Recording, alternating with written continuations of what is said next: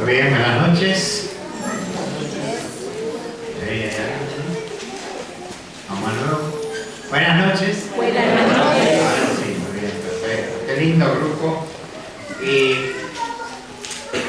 vamos a ver después nuestras Biblias, ahí en el texto que está, por ahí se puede después apagar esa luz para que tengamos un mejor visual. Pero quería decir una cosita.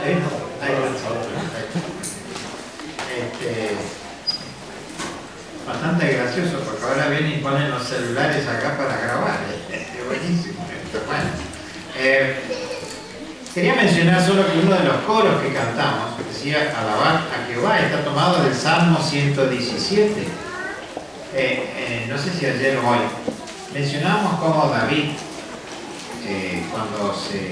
antes de hacer el templo inclusive, él incorpora la alabanza a el proceso del culto. El tabernáculo había sido en silencio, pero el templo, él hace músicos con instrumentos y dice que están entendidos en eso. Y como dijimos, David tiene la enorme tarea de educar al pueblo, que había perdido un poco los conocimientos de Dios, pero él introduce un concepto nuevo, y es que Dios es Dios universal, Dios sobre toda la tierra. Hasta ahí venía como que Dios era el Dios de Israel, nada más. Pero lo que introduce David es el concepto que Dios es Dios de toda la tierra. Y lo enseña con salmos, con este que cantamos. Así que nosotros que cantamos recién, alabad a Jehová, ¿qué dice aquí? Naciones todas, pueblos todos, alabadle. O sea, el llamado que hace David, que hoy lo repetimos, se hizo hace miles de años atrás, gracias, justamente motivado por David, inspirado por David, podríamos decir, para que todos los pueblos conozcan a Dios. Eso, por supuesto, se dio después con el Señor Jesucristo, el Nuevo Testamento, el nuevo acuerdo que Dios hace a través de su Hijo. Así que es bueno que sepamos que estamos cantando cosas que tienen una enorme trascendencia. Y en su momento fueron novedad total, ideas revolucionarias, podríamos decir, pero que gracias a Dios hoy llega a todas las lenguas, pueblos y naciones sobre la faz de la tierra. Y ha llegado hasta aquí. Vamos entonces con nuestra lectura hoy. Esdras capítulo 4, versículos 1 al 5, y lo vamos a leer. Oyéndolo los enemigos de Judá y de Benjamín, que los venidos de la cautividad edificaban el templo de Jehová de Israel, vinieron a Zorobabel y a los jefes de las casas paternas y les dijeron: edificaremos con vosotros, porque como vosotros buscamos a vuestro Dios, y a él ofrecemos sacrificios desde los días de Esaradón, rey de Asiria, que nos hizo venir aquí. Aquí con la lectura de las palabras de Dios. Cabe recordar lo que dijimos esta mañana en la sesión más reducida de la clase bíblica, y ahí vimos dos eventos trascendentes, que fue la colocación del altar, que lo vimos acá, ¿sí? A partir de ese momento, y no está reconstruido nada, los muros, en realidad los muros, si bien los reedifica después Nehemías, los palacios nunca son reconstruidos, nada. Toda la parte política desaparece. Solo se construye el templo. Hoy en día, cuando los políticos buscan el apoyo de los evangélicos, ¿no? Hay que abrir los ojos, ¿no? Nosotros sabemos poco de política y los políticos saben poco de religión. Mantengamos nosotros en lo espiritual, ¿sí? Ese es nuestro campo de batalla, si quieren, ¿sí? Vinieron bien los signos, porque hoy vamos a hablar de oposición, ¿eh? Pero vemos que la oposición no es una guerra abierta por ahora, pero eso vamos a ir más adelante. Pero lo primero que se hace en el altar, entonces, ¿qué se produce en el altar? Se queman los sacrificios, se queman las entrañas en realidad. Pero ¿qué está viendo la gente alrededor? El humo que sube, que no ha sido visto en 70 años. Entonces la gente, los vecinos, los pueblos vecinos, ven que sube una nube, un fuego, un humo que indica que ahí está funcionando algo. Demos nosotros también señales de humo, ¿se entiende? ¿Ah? Que vean que aquí hay, en esta comunidad y en las varias que están representadas aquí de distintas iglesias, tal vez, sube ese humo. Y a veces cantamos ese himno que también dice, no sube llama ni humo hoy, ¿no? Más de aquí, el Cordero de Dios. Así que nuestra cena del Señor, que dicho sea de paso es una de las reuniones emblemáticas de los hermanos, han rescatado esto a través de los años, que suba esa adoración a Dios y que lo vean de afuera. Pero la segunda cosa que ellos no ven sino escuchan, y eso mismo es cuando se colocaron los cimientos, también esta mañana. Ya pusimos los cimientos ahí, con gran algarabía, gozo, música, dale con todo. Y dice que finaliza, y no podía distinguir, estoy viendo el versículo 13, que es el anterior, el del capítulo 3, y no podían distinguir el pueblo,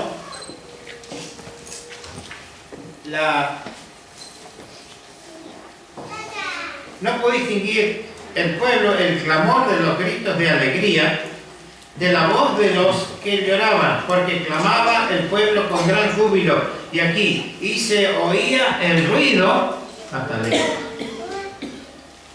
Ruido no quiere decir que tenemos que hacerlo más fuerte ni poner parlantes afuera, no vayamos a pensar eso. Pero tiene que escuchar ruido la gente. Ruido de corazones que están sirviendo a Dios. Tiene que ver el humo, las señales de humo de un pueblo que adora, que está dispuesto a sacrificarse, que está dispuesto a entregar su vida, pero también que escuchen el mensaje. No solo el audible. Muchos de los que estamos aquí presentes no son predicadores, pero sí predican con la vida, que a veces es más importante que predicar con las palabras.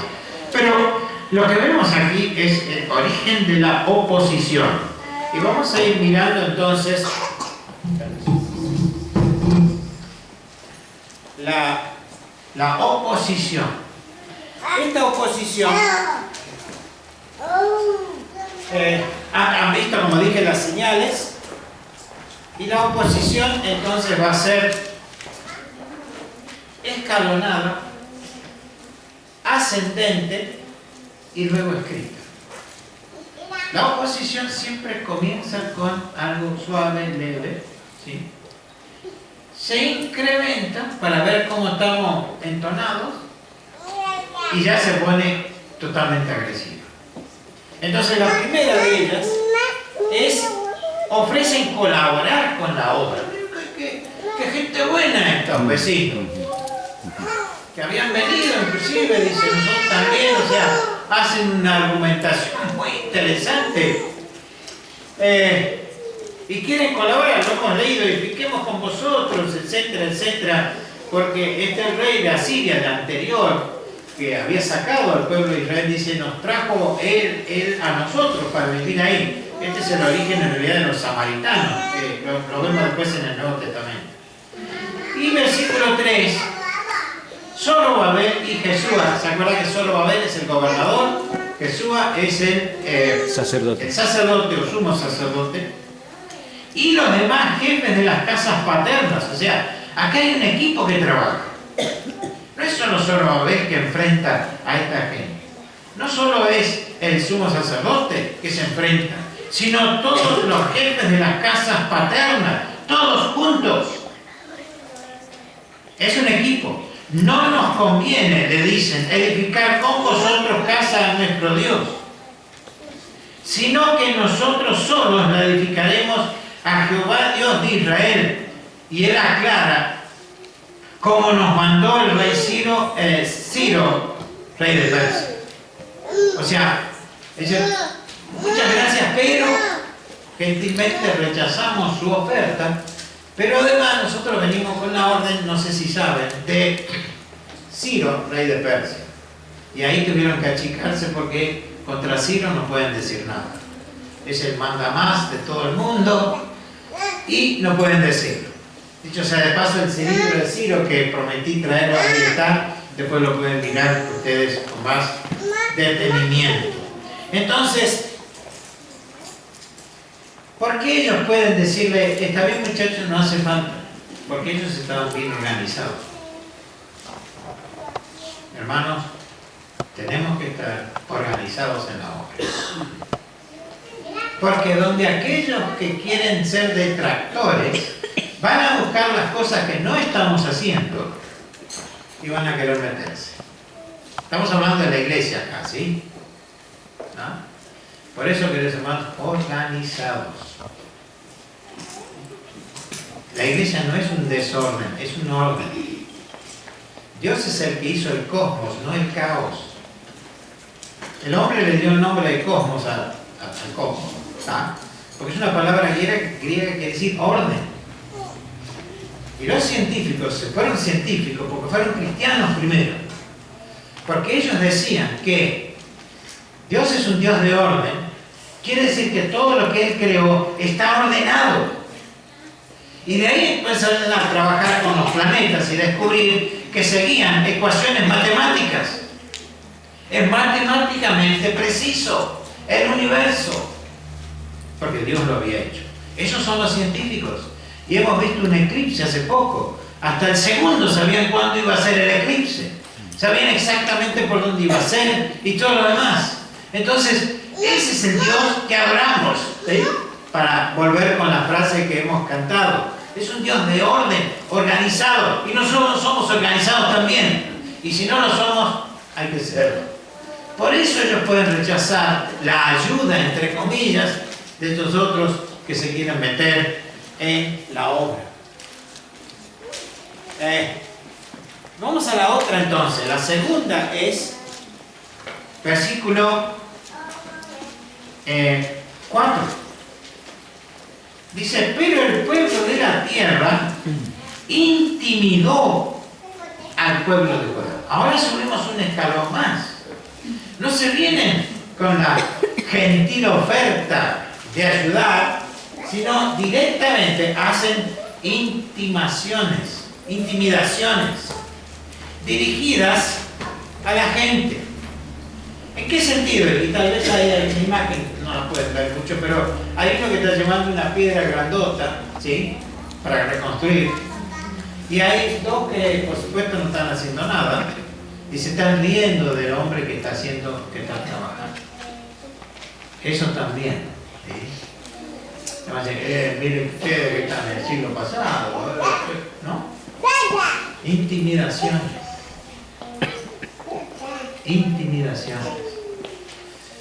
Pero lo curioso es que los que se dicen ser progre hoy, ¿no? Dicen que la sociedad debe respetar a todos los grupos. Eso es más viejo que la humanidad. Por ejemplo, en la ciudad de Sodoma eran todos homosexuales, ¿sí? Y Dios lo destruyó por el desastre que era, porque no pudo progresar esa sociedad. Hoy se le llama otra cosa. ¿Para cómo le llaman gay? Gay en inglés quiere decir alegre. ¿Y yo no estoy alegre? Demostremos que somos un pueblo alegre también en las cosas del Señor. No dejemos caer esas banderas. ¿Para cómo usan los colores del arco iris? El arco iris está en la palabra de Dios y es el primer pacto que Dios hace con el hombre. Es nuestra bandera, no es la bandera de los otros. No perdamos las banderas, ya que hablamos de baluartes y banderas, ¿no? Pero, y después ni hablar de los otros tipos de matrimonios. Eso viene desde todas las civilizaciones han tenido eso. Los romanos también la tuvieron, entre hombres y mujeres, etc. Hay una isla que se llama Lesbos en Grecia. De ahí viene la expresión lesbiana, porque eran todas mujeres. Así que esto es viejo, no es nuevo, no hay ninguna progre. A tal punto el Imperio Romano se dio cuenta que no funcionaba porque lo autorizaron en un principio. Después lo tuvieron que abolir porque no tenían hijos. ¿Se entienden? Ahora compran hijos, es un desastre esto. Compran vientres. Una cosa de locos. Los romanos lo tuvieron que paralizar a eso porque se quedaban sin gente. Entonces no me hablen de progre. Háblenme de la palabra de Dios, que es más progre que cualquiera. Porque exige cosas que es muy difícil de cumplir. Pero son las únicas que enaltecen nuestra vida, enaltecen al ser humano, lo ponen de pie, para no mendigar en este mundo. Por eso, mi querido amigo, amiga, en esta noche, esta es la palabra de Dios. Esto es lo que realmente nos libera. Pero seguimos entonces, había intimaciones, pero vamos al otro versículo. Y dice aquí, y lo atemorizó para que no edificara. ¿Qué hacen aquí? Actos terroristas. Ah, esas las conocemos, ¿no? Poner bombas donde no se espera, generar conflictos. Todo eso ya es historia. Aunque lo vivamos en el día de hoy y tantas veces se hace. Es el golpe en los lugares menos esperados. Y eso puede suceder en la iglesia también. Cuando uno cree que está todo bien, resulta que el que menos esperaba, ahí viene el problema. Por eso siempre atentos, siempre listos. Y la cuarta es la más peligrosa de todas, porque dice, sobornaron además. Sobornaron. Oh, no es cosa nueva entonces el soborno. Contra ellos, ¿a quiénes?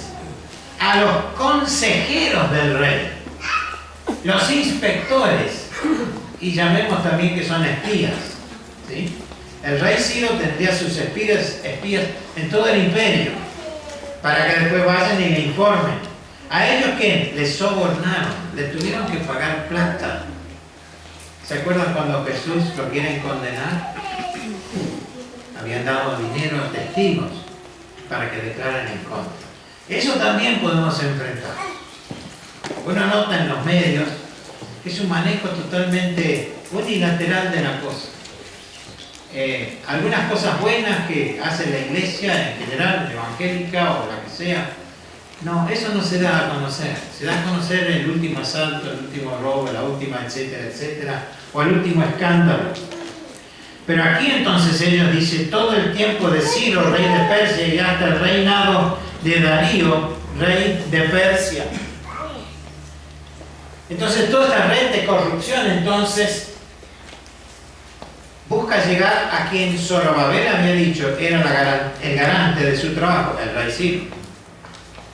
Entonces atacan la fuente que él había usado como argumento. Pero para ello tienen que sobornar.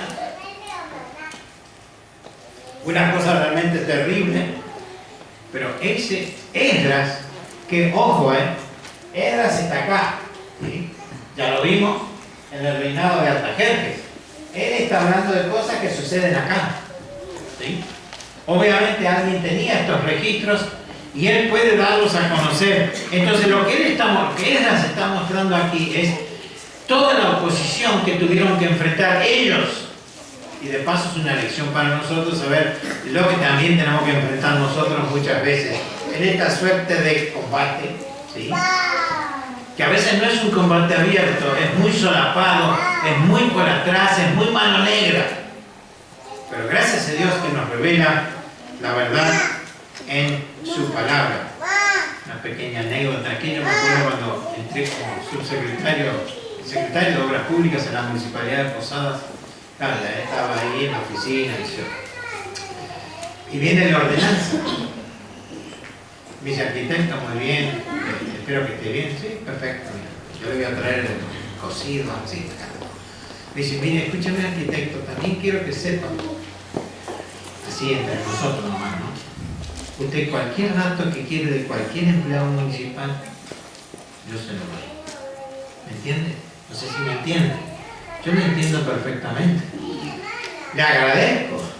No me hace falta. Yo tengo uno que me dice, confiemos en Dios, queridos.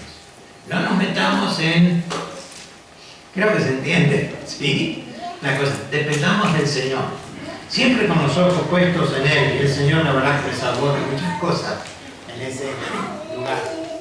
Pero vamos a Esdras 4:6.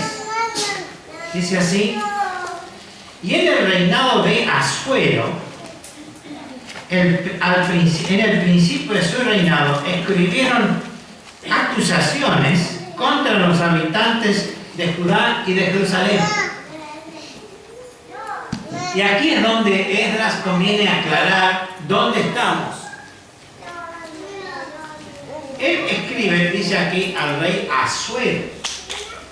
Asuero, según la historia profana, es Jerjes o Xerxes.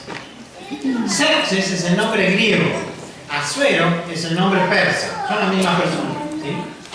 Como la historia después lo escribieron los griegos, que le vencieron a su vez a los persas, le hicieron muy mala fama a los persas, que persisten hasta el día de hoy, dice ese paso.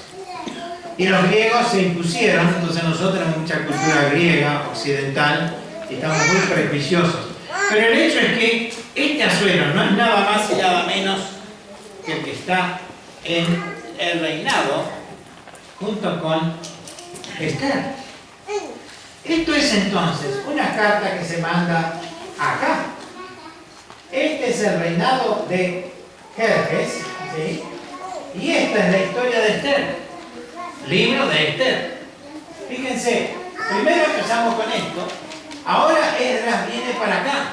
No nos dice que se cambia el tiempo, por eso a veces leer es medio complicadito, porque uno dice, ¿quién es este Asuero? ¿Dónde salió? ¿Qué pasó? Pero aquí está mandando una explicación que es fundamental en realidad, porque ¿por qué Esdras lo incluye acá? Justamente es para demostrarnos todo el proceso difícil que tuvieron los reconstructores, no solo en esta época inicial, que de hecho lograron paralizar la obra, sino también acá.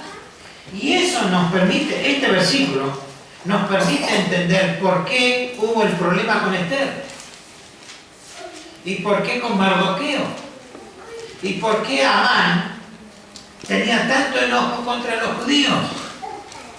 Porque habían llegado cartas a este rey hablando mal del pueblo judío. De hecho, entonces, el primo, en realidad, de Mardoqueo, le dice a Esther, no digas de qué pueblo sos. Y uno dice, ¿por qué? Porque había estas cartas.